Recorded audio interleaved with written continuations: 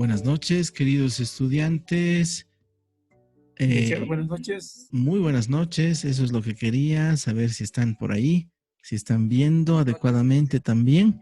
Ok, entonces vamos a invitarlos a compartir el día de hoy esta partecita que complementa el análisis del Océano Azul, la lección que estamos nosotros ya hemos iniciado y estamos pues haciendo la consecución del contenido. Aquí la pregunta, ¿no? ¿Por qué crear océanos azules? Precisamente por el tema del desarrollo tecnológico. Se ha hablado mucho de diferenciarnos, pero desde el punto de vista de la competencia y la competitividad. De acuerdo a la lógica y el análisis de los océanos azules, esto nos lleva a repetir muchas cosas que están haciendo otros, ¿ok? Esto lo vamos a ver en algún material, bueno, en un material que les voy a compartir más adelante, donde se demuestra estadísticamente y en tablas que por lo general las empresas que quieren competitividad van repitiendo, qué sé yo, algunas ponen flores en los hoteles, otras ponen flores, que ponen sauna, ponen gimnasio, ponen un montón de cosas y servicios que involucran un costo, cuando en realidad muchos, algunos sí, tal vez de vacaciones quieran disfrutar de eso. También depende mucho dónde está el hotel y cuál es el objetivo del hotel, ¿verdad? Pero en el caso de gente que viaja, por ejemplo, mucho, pilotos de líneas aéreas, gente que hace comercio, empresarios, pues lo que quiere es un espacio tranquilo donde descansar, seguro, y muchas de esas otras variables no las contempla, ¿de acuerdo? Entonces, la lógica del océano azul es no repetir la receta que los demás hacen, poner más, que es bueno, pero desde el punto de vista de la competitividad, y uno termina repitiendo lo que hacen los demás y pierde de vista lo que tiene como imagen de proyecto, de proyecto para generar un valor dentro de la proyección que tenga para diseñar un nuevo negocio, ¿de acuerdo? Entonces, los avances tecnológicos se hacen acelerados, entonces va a ser necesario el buscar nuevas alternativas. Fíjense que muchos negocios ahora, por ejemplo, se han dado cuenta de que gastaban mucho en alquileres y ahora que siguen trabajando, distribuyendo de otra manera sus productos, se han dado cuenta de que es posible otro tipo de forma de negocio y distribución. Entonces ahí vemos claramente esto que la gente, muchos están llegando a dar cuenta que es posible cambiar un poco la orientación que tienen los modelos de negocios actuales, ¿no? Los proveedores ofrecen cada vez una gama más amplia de productos, es evidente, la demanda, las industrias nuevas, como vemos la globalización y todos estos elementos que están dentro de esta lógica de la competitividad que nos señala Porter. No es un mal análisis, sin embargo, esta es otra alternativa para poder ver de otra forma el cómo nosotros podemos ir diseñando nuestros nuevos proyectos, procesos, ¿ok? 6 principios de la estrategia del Océano Azul. Tenemos uno, dos, tres. Principios de formulación y factores de riesgo, en este caso, atenuados para cada principio, ¿de acuerdo?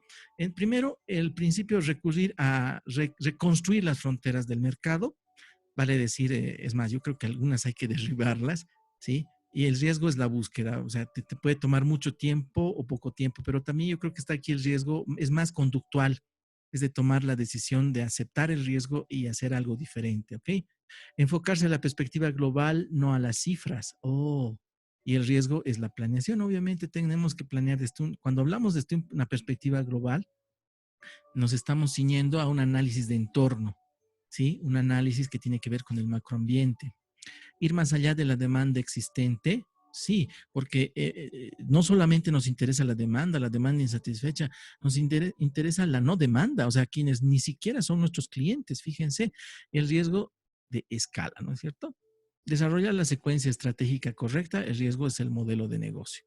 Desarrollar la secuencia estratégica correcta, o sea, diseñar paso a paso la secuencia que voy a seguir para ofrecer un producto o un servicio, y el riesgo del modelo de negocio, ¿no? O sea, que el modelo no se adecue o falle en cuanto al modelo, o tal vez piense que estoy entrando al océano azul, pero estoy volviendo a entrar en el tema este de la competitividad, ¿de acuerdo?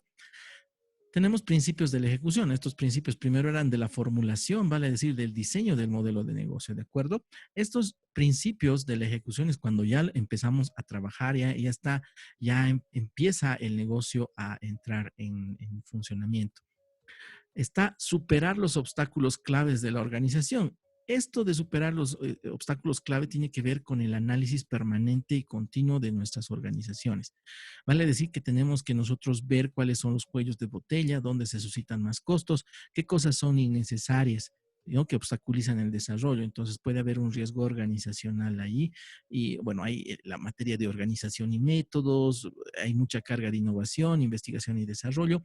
Tanto organización y métodos como investigación y desarrollo nos van a ayudar a superar estos. Luego está incorporar la ejecución dentro de la estrategia. Bueno, ahí el riesgo es de la gestión. Y cuando hablamos riesgos de gestión, es de la cabecita, es de lo que piensan los ejecutivos, los dueños de la empresa, los accionistas. Quienes tienen que, si nosotros queremos hacer un cambio en nuestra empresa y nosotros, cada uno dueño de su empresa, está decidido a hacer algo distinto, pues lo hace, ¿no? Infunde ese su espíritu, esa su motivación a los trabajadores, a los empleados, a todos, y todos van a empezar a cambiar. Pero es muy difícil que desde el área de comercialización, ventas o marketing, tratar de concientizar, llamémoslo así, a los ejecutivos. Los ejecutivos tienen que haber un proceso y también los mismos ejecutivos tienen que abrir la mirada, los ojos. La semana pasada hablábamos de que andamos a veces con los ojos cerrados y vendados y no vemos lo que hay alrededor. Entonces, el gran problema es un riesgo de gestión. No que no sepamos manejar negocios, sino que no tomemos la decisión de cambiar, si no asumamos, no cambiemos en este caso, esas creencias, esos procesos antiguos, no los renovemos, no retomemos otros horizontes. En todo caso, es muy importante dejar viejos paradigmas, romper el ídolo, como dirían algunos autores, que tienen que ver con el cambio y desarrollo humano también y personal. Veamos las herramientas y esquemas analíticos, ¿sí?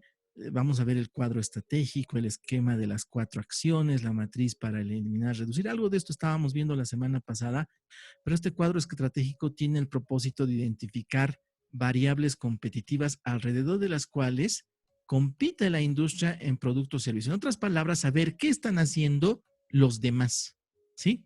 ¿Qué hacen los demás? Esto hacemos constantemente, investigación de mercado, analizamos la competencia, ¿no es cierto? Incluso muchos analizamos la competencia para hacer benchmarking, o sea, aprender las prácticas de los demás, incorporarlas en lo que estamos haciendo. Entonces ahí empezamos a reproducir y ser más competitivos y estar en el plano de Porter, ¿verdad? Pero aquí es ver qué hacen los demás para saber qué podemos nosotros no hacer, ¿sí? Directamente para no entrar en esa lógica.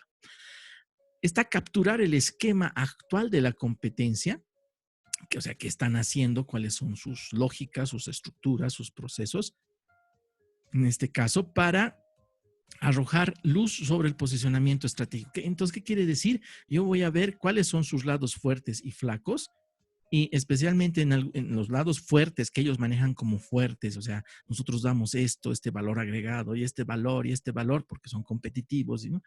Entonces, nosotros vamos a ir por otro lado, ¿sí? Vamos a ver en qué invierten en estas variables que están obviamente alineadas al enfoque de competencia. También es necesario ver lo que los clientes reciben y también los clientes qué valoran en realidad, ¿de acuerdo? ¿Qué es lo que más valoran los clientes? Porque cuando hacemos nosotros un análisis para entrar en un océano azul, tenemos que sobre todo pensar en qué realmente valora el cliente, entender y saber qué es lo que más valora el cliente. ¿Ok? Por ejemplo, si yo voy a un negocio para consumir alimentos de comida rápida, lo que yo quiero es rapidez. Pero también, obviamente, voy a querer que lo que yo compre, consuma, tenga, pues, aparte tal vez de valores nutricionales, a pesar que pocos piensan en eso, pero lo que más quieren es que sea sabroso, delicioso, ¿verdad? Pero que la mesa sea de este tamaño, de este color, que haya esto, que haya aquello, tal vez las empresas no lo necesitan, no lo quieren. O en este caso, las empresas competitivas iban a buscar replicar ese modelo, ¿no? Como ahora, por ejemplo, patios, plazas de comida, siempre ponen al ladito el tema de los juegos para los niños. Está bien, pero el niño, por ejemplo, quiere comer. No, quiere solo el parque. Entonces hagamos más parques para los niños. ¿Se dan cuenta? Entonces, ahí está el detalle de ir viendo qué pongo, qué va con esto, qué no va. De hecho, hay parques temáticos. En la zona sur me indican que hay parques donde hay un montón de juegos donde los niños pueden estar una hora, 2 horas, se paga obviamente algo y están realmente divirtiéndose en eso, ¿no? No es que quieran comer, quieren jugar. Esa es la base. Ok, no debemos olvidar que a través de la investigación nosotros podemos llegar al Océano Azul. No hay otra forma de hacerlo sino de investigar qué hacen los demás para ir creando algo que no va, que innove, algo que no repita lo que están haciendo los demás y sobre todo darnos cuenta qué es lo que el cliente valora más. Muchos negocios empiezan a poner cosas, añadir cosas que el cliente al final no valora, pero vayamos a lo que el cliente valora, ¿ok? Es lo que hace McDonald's, por ejemplo, hace ricas hamburguesas, pero no vende hamburguesas. Ya sabemos que vende lo que es el sentido y esta sensación de los padres de ser proveedores, de ser protectores, ¿verdad? El niño no quiere la hamburguesa, quiere la cajita feliz. Entonces ahí podemos nosotros ir moviendo algunas variables para entrar a lo que es el Océano Azul y no entrar a repetir el modelo que hace McDonald's, por ejemplo, ¿ok? Entonces, nosotros empezamos, lo que hay que hacer es también sacarnos de nuestra mente esa idea de que nosotros sabemos lo que el cliente quiere, ¿sí? Es más, el cliente a veces no sabe lo que quiere y es más, a veces nosotros no sabemos, peor todavía, qué quiere realmente el cliente. Entonces es necesario siempre hacer un testeo para poder saber cuál es la emocionalidad, qué es lo que está haciendo, ¿no? ¿Qué es lo que quiere el cliente? Entonces, ¿para qué? Para buscar ese valor que él desea. No tenemos que olvidar que nuestro enfoque tiene que ser al cliente y nosotros tenemos que buscar tanto valor, ¿sí? Para aportar al cliente, pero también ver la manera de reducir aquellos costos que no son adecuados, porque la vieja lógica es esa: más valor, más costo, más valor, más costo. La lógica del Océano Azul no es que no vas a poner costo, vas a reducir costos en aquello que el cliente no le da valor y le vas a más bien dar más valor, vas a invertir más, en otras palabras, en aquello que sí el cliente le asigna valor. ¿Ok? Aquí está dentro de la construcción del cuadro estratégico, ¿sí? Vemos ejemplos, ¿no? Cómo crean océanos azules y se toman la industria del vino en Estados Unidos. La industria vitivinícola vive una competencia intensa, evidentemente, en todo el mundo. ¿Qué han hecho los vinos de California? Dominan terceras partes del mercado. Ok, los 8 competidores más grandes producen 75% del vino en Estados Unidos. El mercado no ha crecido, fíjense, ¿no? ¿Por qué? Porque han entrado en esa práctica, ¿no? El ampliar el pensamiento estratégico tradicional se constituye en la industria, ha perdido este atractivo, ¿no? De poder nosotros entrar, porque fíjense, se ha estancado, si bien está en el 75%, pero no hay un cambio. ¿Qué ha pasado en este caso? Las 7 variables principales de la industria vitivinícola: el precio de la botella de vino, una imagen elegante, enormes inversiones en marketing, calidad del añejamiento, el prestigio del viñedo, la complejidad, una gama intensa, ¿verdad? Es lo que es un análisis, un ejemplo de lo que el mercado observa como variables importantes de competitividad, ¿de acuerdo? Pero aquí vamos a ver, aquí están los vinos de prestigio, aquí tenemos un bajo costo, un alto costo, pero fíjense, ¿no? Todos quieren que precio, un precio alto, ¿no? Una botella. Por ejemplo, igual pasa con nuestros vinitos, ¿no? Por ejemplo, los dúo, los campos de Solana, estos varietales, e incluso hay varietales y bivarietales, ¿no? Estos de cepas seleccionadas y combinadas, tienen precios diferenciados y entran también un poquito esa lógica en nuestros vinos. Tendrían que ver más el océano azul. Pero el uso de terminología enológica, el bouquet, que el aroma, que el peso del vino, el marketing, fíjense, en todas las variables estas que hemos mencionado más antes, los vinos están a esta altura. Pero ¿qué es lo que pasa con esta curva de valor? La gente le asigna más valor ¿de qué? El uso de terminología enológica. Entonces una variable interesante. Y lo demás no le interesa mucho. Entonces será necesario tal vez trabajar mucho en lugares donde se dé este valor importante a los vinos. No, miren, los vinos económicos es donde el uso de terminología es lo que da más valor. Entonces, fíjense esta diferencia, ¿ok? Entonces, nos da pie a poder tal vez seguir esta ruta, ¿sí? De tal vez identificar qué es lo que más valor le da y le asigna el cliente realmente en base a esta comparativa. Y a esa comparativa yo le voy a asignar, tal vez reduzca en cero algunas cosas, reduzca a cero algunos costos, pero de énfasis en aquello que el cliente realmente quiere. Imagínense que en un mercado el tema del diseño de la botella, ¿no es cierto? Que el diseño de una botella interesante sea lo que le da más valor, entonces a eso yo le voy a apuntar. Entonces, buscar el océano azul es saber qué está haciendo la competencia, pero determinar claramente dentro de todas las variables que supuestamente le asigna valor o le añade valor la competencia, yo voy a buscar cuál de ellas le da énfasis los clientes en general, ¿no? El consumidor. Aquí está, tenemos que interpretar estas curvas de valor, tenemos que verlas. Más adelante vamos a proporcionar un material donde vamos a ver mucho más estas variaciones de las curvas, ¿ok? Ahora, el fin de estos cuadros estratégicos fundamentalmente es mostrar el perfil de la industria, cuál es este sentido y orientación que está buscando la competencia fundamentalmente dentro de un marco tal vez estratégico tradicional, pero el océano azul sale de lo tradicional, habíamos señalado eso, ¿no? Ahora, estamos viendo 4 acciones fundamentales que cubren este análisis en este ejemplo, cuáles son las variables de la industria, ¿sí?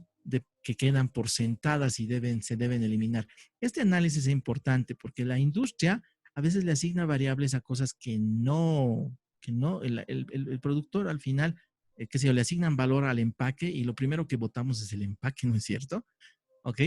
¿Cuáles variables se deben reducir muy por debajo de la norma de la industria? ¿Cuáles variables se deben incrementar muy por encima de la norma de la industria? Aquí está lo que les decía. Voy a ver aquello que la competencia hace, que supuestamente el cliente le debería de asignar valor, por eso paga por ese valor añadido, pero el cliente prácticamente no paga, no desea utilizar eso y gasta un poco más. Entonces, va a ser mucho más atractivo reducir los costos al cliente para aquello que realmente quiera y se ajuste, ¿no es cierto? ¿Cuáles variables deben crear y por qué la industria nunca las ha ofrecido? Es otro elemento que vamos descubriendo en base a este análisis de la competencia. Ok, entonces aquí entramos a una nueva curva de valor en base a eso que hemos analizado, hemos investigado. Entonces tenemos que reducir. ¿Cuáles variables deben reducir muy por debajo de la norma de la industria? ¿Ok? Entonces hablábamos de un ejemplo de un hotel, ¿no es cierto? Entonces, aquellas personas que viajan, puedo diseñar hoteles específicamente para gente que trabaja en comercio, estas personas que viajan mucho, y no les interesa muy poco el que haya spa, piscina, ¿no? Tantos servicios adicionales por los cuales les cobramos y más bien reducir los costos para en este caso, para nuestro cliente sin perder de vista el efecto positivo y el valor que le va a asignar. Es, por ejemplo, un poquito, me atrevería a decir, y esto me suena muy parecido a lo que Airbnb está utilizando. Fíjense estas nuevas empresas disruptivas que, fíjense, Airbnb no ha invertido un peso en infraestructura, sin embargo, gana mucho más que grandes cadenas hoteleras, pero no tiene ni un hotel. Trabaja a través del arrendamiento, ustedes como saben bien, de este servicio en línea que una persona agarra un departamento, un piso. Fíjense que mucha gente varada en todo el mundo, producto de la cuarentena, pues ha agarrado en este caso su móvil y ha buscado un Airbnb en algún lugar donde realmente le ha resultado incluso costo, porque lo único que necesita es un lugar donde descansar. No necesita un hotel 5 estrellas o qué sé yo, ni con algún servicio extra. Lo que ella necesita es un lugar seguro donde pasar la cuarentena, estar en contacto y qué sé yo, tener un costo adecuado que se adecue también a su economía. Fíjense, crear cuáles variables se deben crear, ¿no? Dice, cuáles variables se deben crear porque la industria nunca las ha ofrecido, ¿sí? Nunca ha ofrecido. Hay muchas empresas o muchas industrias, muchos negocios que no han ofrecido algo más. Ahí estamos viendo el Blockbuster antes y ahora Netflix es todo en línea, ¿no es cierto? Todo era en físico, tenía que ser la película en físico, ¿no? Pero ahora no. es algo inmaterial, es un servicio nada más, pero gracias a una plataforma innovadora. Incrementar cuáles variables, ¿sí? Se deben incrementar más arriba, ¿sí? De la norma de la industria. Tenemos que incrementar, ¿no? Por ejemplo, en el caso de Airbnb, que les decía, lo que la gente más quiere es un lugar adecuado donde llegar y poder disfrutar de un lugar hogareño, ¿sí? Con comodidades y seguridad, obviamente. ¿Ok? Luego está eliminar las variables que la industria da por sentadas y se deben eliminar. Hay muchas personas que dicen, debe ser así, y si no tiene esto, no es esto. Les voy a dar el ejemplo de los relojes suizos, ¿de acuerdo? Los relojes suizos, decían los suizos, que tenían el 90% del mercado mundial, no, los relojes tienen que tener manecillas, máximo le ponemos una pilita para que sea electrónico, ¿sí? Pero tiene que tener engranes, tiene que tener eso. Entonces, ¿cuáles variables de la industria se da por sentadas y se deben eliminar? En cuanto a este diseño de productos que ha sucedido, los mismos suizos han elaborado la tecnología de los relojes electrónicos a cuarzo, pero no entraban en esa lógica. Tenía que tener engranaje, tenía que tener cuerdita y tenía que decir tic-tac. ¿Ok? Entonces llegan los japoneses y dicen, ¿qué es esto? Sí, los japoneses, ahorita se me ha ido el nombre de la empresa japonesa, no era Casio, por si acaso era otra, pero la idea es de que estos señores ven en esto un potencial porque reducía los costos. O sea, eliminabas tanto material y utilizabas un chip que funcionaba en base al cuarzo, y el cuarzo por una corriente eléctrica vibraba, y esa vibración pues genera un pulso eléctrico, pero al mismo tiempo ese pulso nos marca el tiempo y es más preciso, es más económico y es más liviano. Entonces, wow, ¿sí? Relojes más precisos a $2 a comparación de los 10, 20, 30, $50 que costaba un reloj normal tradicional. Entonces han roto con el mercado. Simplemente ¿por qué? Porque han sacado del paso una variable. Y es lo que pasa con la tecnología. A medida que cambia la tecnología, quienes, quienes, quienes se apropian de esa tecnología al principio la pasan duro, no ganan mucho, pero después se ven los cambios porque la sociedad también va fijándose y va dándole valor a esas cosas nuevas. ¿Ok? Entonces aquí hay otro ejemplo. Este material lo tienen a disposición en el Classroom, donde también van a poder ver ahí este ejemplo de esta empresa Yellowtail. Ahí está, ¿no? Aquí vemos otro esquemita muy interesante. Y fíjense acá, esto es a todos los vinos de prestigio, ¿no es cierto? Aquí está, los vinos económicos, como decíamos, pero ¿qué hacen los vinos que entran dentro del océano azul? Le dan mucha importancia al precio, entonces no le van a dar un precio alto, pero sí un precio promedio. Pero se han dado cuenta que la gente no utiliza muchos términos, no le interesa mucho los términos técnicos, el marketing por encima de los niveles normales, no, porque la gente lo compra en supermercados. Cualidad del añejamiento, la mayor parte quiere un vino, pero no quiere un vino así de esos de super lujo, porque van a ser pocos los degustadores del buen vino. Habrá prestigio y legalidad del viñedo, claro, eso sí le interesa un poquito más. La complejidad del vino, un poco. La gama de vinos, alguito. Pero, ¿qué ha añadido? Fíjense, ¿qué ha añadido esta curva de valor? Que la industria se maneja en estas variables, pero se ha añadido otras como la facilidad, ¿sí? En este caso, la facilidad, ¿no? Para beber. Luego está la facilidad para elegir, y luego está la diversidad y aventura, ¿sí? Entonces, estos tres elementos que el mercado no tenía ni siquiera en mente, los ha ido añadiendo y ha empezado, fíjense, a cubrir más aspectos de valor, y este valor también se traduce en ventas, ¿de acuerdo? Ahí estamos, esta matriz de innovación, el caso de los vinos. ¿Qué se ha eliminado? La terminología y las distinciones enológicas, las cualidades del añejamiento, el marketing por encima de los niveles normales, eso se ha eliminado. ¿Qué se ha incrementado? El precio con respecto a los vinos económicos. Le ha dado un poquito más de precio para darle, obviamente, precio y calidad van relacionados, entonces los clientes van a comprar porque tiene un poquito más de precio. La participación de los comercios minoristas, los distribuía en comercios minoristas, ¿no? En estas tiendas especializadas, ¿no es cierto? Luego, reducir. ¿Qué ha reducido? La complejidad del vino, ¿no? Que este vino añejado o merlot, ¿no? Vino, ¿ok? La gama de vinos también ha reducido para aquellos, por ejemplo, nosotros no conocemos mucho de vinos, tal vez en Tarija más, pero, qué sé yo, eh, con un Cabernet Sauvignon y con un Merlot estamos servidos, ¿no es cierto? Nosotros, aquí está.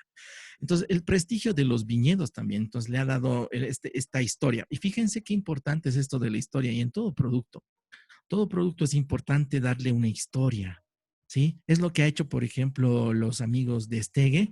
En San Juan le ponían una historia, ¿se acuerdan? Siempre le ponían que el muñequito de la suerte y algo, siempre hay lo misterioso, este tema de la historia, desde dónde viene. Por ejemplo, los whiskies, John Walker, ¿qué hace?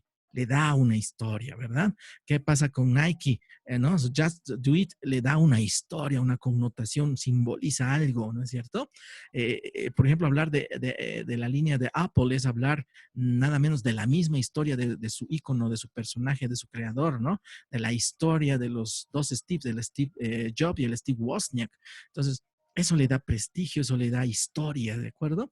Entonces es muy importante trabajar y hay que crear la facilidad de beber, la facilidad de elegir y diversidad. Entonces, hay que hacer fácil esto y esto es lo que se ha creado, fíjense. Entonces, tenemos la capacidad, tenemos que tener la capacidad para entrar dentro de los mercados de Océano Azul. Primero, recapitulando, estudiar muy bien a la competencia, qué hace, cuáles son sus criterios de valor. O sea, vamos a ir un poquito atrás. En este ejemplo, estos son sus criterios de valor, ¿no es cierto? De la competencia hasta aquí. ¿Ok? Que lo da los vinos de alta gama, digamos, o caros, y aquí están los económicos. Y nosotros hemos empezado a estudiar y a sacar un término medio y eliminar aquellos costos, estos costos que involucran para nosotros llamémoslo así, un costo que no, en este caso el consumidor no le da mucha importancia y más bien estamos reduciendo, fíjense, hemos eliminado cosas que no necesitamos, hemos incrementado algunas cosas que hemos visto que son buenas, hemos reducido algunos costos y hemos empezado a crear nuevos valores, nuevos criterios de valor. Esta es la metodología para crear nuevos servicios o recrear en todo caso. Y fíjense, es lo que está sucediendo ahora. Hay muchas empresas que se están recreando, muchos profesionales que se están recreando producto de las necesidades y producto del cambio, no solo de la pandemia, sino por el cambio tecnológico, el cambio de era incluso, que algunos le están dando esa connotación. Y ahí está el cuadro estratégico de Southwest Airlines. Fíjense, les voy a explicar esto de Southwest, ¿sí? Rápidamente. Todas las líneas aéreas promedio, fíjense, le daban valor a qué? Al precio, a las comidas, a la sala de espera, diversidad de clases. Imagino que muchos al Wi-Fi ahora, ¿no? Ahora sí, si no pones Wi-Fi, estás fuera de foco directamente. Pero fíjate, en las otras líneas aéreas le daban todo esto, ¿no es cierto? Que la comida, que la bebida, ¿sí? Las conexiones, el servicio amable, ¿no? La velocidad. Pero ¿qué es lo que quiere realmente alguien que viaja? Sí, y fíjense, nosotros que aquí dentro del país máximo, una horita estamos en vuelo cuando nos vamos a Santa Cruz o al norte de Bolivia, etcétera, Cobija, ¿sí? Lo que queremos es rapidez, ¿sí? Porque además hasta los asientos chiquititos, ¿no? Bueno, se justifica que sean así, no necesitamos unos Pullman, ¿no es cierto? A no ser que hagamos un viaje transatlántico, recién se justificaría eso. Pero si hacemos viajes al interior del país, lo que ha hecho este análisis, esta empresa va por ese lado. Fíjense, he empezado a analizar el tema de los precios, las comidas, y aquí están las otras empresas, ¿no? El transporte, en este caso, el transporte de automóvil, ¿no? Ha comparado el transporte aéreo y más que el transporte de automóvil, ha sido el transporte, en este caso, por buses, ¿no es cierto? Y la gente lo que más valoraba es la velocidad y las salidas frecuentes. O sea, que haya, ¿no es cierto? Varias salidas cada hora. Eso. En cambio, las otras empresas solo ofrecían algunas salidas, una al día, ¿no? Entonces, ¿qué es lo que quisiéramos? Quisiéramos un precio de, bueno, tampoco exagerar, ¿no? Un precio de bus, pero sí un precio más bajo, pero con más rapidez y con más salidas, ¿no? Más frecuencia. Entonces, lo que se ha empezado a hacer es esto, ¿no? No se ve por el tema del contraste, ¿ya? Pero aquí estos cuadraditos es lo que se observa Southwest que ha hecho para mejorar su servicio, y entrar dentro de lo que es el océano azul, dejando de lado estas variables. Por ejemplo, el precio, ha bajado los precios. Las comidas, no ponía ensaladas, ¿no? O sea, ha disminuido a lo mínimo las salas de espera. Perfecto. Miren, las salas de espera las ha reducido, las ha hecho bastante simples. La diversidad de clases, no, todo era, había clase económica, primera clase, no, solo una clase, ¿ok? En este caso, conexiones, ha eliminado las conexiones, ha hecho vuelos directos. ¿Por qué? Porque lo que queremos es velocidad, ¿no es cierto? Ha hecho un servicio amable. Eso sí le ha incrementado el servicio amable, la velocidad, ¿sí? Y las salidas frecuentes. Entonces, ha jugado esta empresa con estas tres variables y fíjense lo que ha cambiado a comparación de la competencia. Si hubiese ido en función de lo que es la competitividad, pues no, hay que ponerle esto, aquí hay que ponerle esto más y esto, ¿no? Entonces, hubiésemos entrado en mayor gasto para dar más valor y el precio al cliente hubiese sido mayor, ¿no es cierto? Entonces, lo que han logrado con esto es satisfacer aquello que realmente el cliente quería y necesitaba. Es como el ejemplito que les decía, ¿no? De un hotel, solo que una persona quiere un lugar cómodo, seguro, silencioso para descansar y luego mañana ir a trabajar, ¿de acuerdo? Ahí está. Ha puesto el foco donde solo pone énfasis entre variables, el servicio amable, la velocidad y las salidas frecuentes. La divergencia, ¿no? Basta pensar en la semejanza entre las comidas y las salas de espera, ¿sí? Que las ha cambiado prácticamente, como hemos visto en el gráfico. Entonces, ¿qué mensaje nos da esto? La velocidad de un avión al precio de un automóvil. Es más, le ha sacado el eslogan, ¿no es cierto? Con la velocidad de un avión al precio de un automóvil, siempre que lo necesite, ¿no? Qué interesante. Da para hacer hasta publi, ¿no? Ok, y aquí tenemos otro cuadro estratégico del Circo del Sol, ¿sí? El Circo del Sol, muchos de ustedes han de ver los videos. Aquí me imagino que, fíjense, las estrellas, los animales. Lo primero que ha sacado el Circo del Sol son los animales, ¿sí? Y ahí está. Y en lo que ha mejorado mucho es en la diversión, el humor, en esta parte del riesgo y del peligro, pero le ha aumentado muchas cosas más. Antes, que venga el león, listo, que venga el elefante, que venga el payaso, que venga el mago, ¿no? Y eso era un número tras otro, ¿no es cierto? Y bueno, eran cosas divertidas posiblemente. ¿Sí? Pero ha cambiado la sociedad, la cultura, y fíjense, lo que más me ha gustado del Circo del Sol, que ha eliminado los animales, ¿no es cierto? Que sufrían tanto, y la gente se ha dado cuenta de eso. Entonces, miren, la gente le daba poco valor a estas cosas, bueno, y el Circo del Sol, esto es lo que hacía los circos de alta calidad, llamémoslo así, los circos de mediana envergadura, y lo del que ha hecho el Circo del Sol, eliminar esto y le ha dado más énfasis a estas cosas que los clientes querían, y es más, ha incrementado unas variables, porque el Circo del Sol no solamente es espectáculo, que salte, que brinque, sino es una temática, le pone historia, le pone misterio, ¿no? Y ahí está, fíjense, pone el tema, hay un ambiente, en este caso musical, hay una, como una banda sonora, es como una película que pasa a tu alrededor, los efectos especiales, la calidad de las personas, la música y la danza en el énfasis, porque hay gente que danza, pero son al mismo tiempo artistas, o sea, es una combinación de capacidades increíble, y esto el Circo del Sol lo ha puesto de manifiesto. Y fíjense, yo les voy a dar una anécdota con un gran compañero amigo mío. De hecho, he disfrutado ver el espectáculo que él tuvo el fin de semana pasado. Me estoy refiriendo a Bafo Paz, a Víctor Hugo Salinas, un gran amigo mío. Hemos trabajado alguna vez juntos. He visto cómo él, ese es su modelo de negocio, esa su academia de danza, que en la actualidad tiene más de 500, 700, no sé, ha abierto en el Alto, en San Pedro, en la zona sur, en todo lado, pero con un cambio realmente rotundo, no solamente en la parte de escuela de danza, sino también en la demostración de espectáculos masivos. El primero que ha generado que se llene el Teatro al Aire Libre y todos sus espectáculos, es un cuequero de primera, pero ha ido llenando esto. Antes era solamente, bueno, compañía de danzas, homenaje a La Paz, danzas paseñas, primer número, danza esto, ¿no? Y la danza es del altiplano boliviano, todo era eso, ¿no? O sea, como una hora cívica, pero él ha empezado a dar una connotación diferente, un hilo conductor de historia, y ha combinado otras artes con la danza, la iluminación, la técnica, la música, ¿sí? La historia, cuenta cuentos, y realmente es un viaje, es un paseo cada uno de sus eventos. Y yo analizo y es una institución, pero yo le llamo también, puede ser una empresa, que ha diseñado y ha salido de este esquema, ¿no? de hacer lo tradicional y ha optado a empezar a hacer algo muy distinto. Bueno, entonces hasta aquí lleguemos con esta parte de las diapositivas. ¿Ok? Entonces,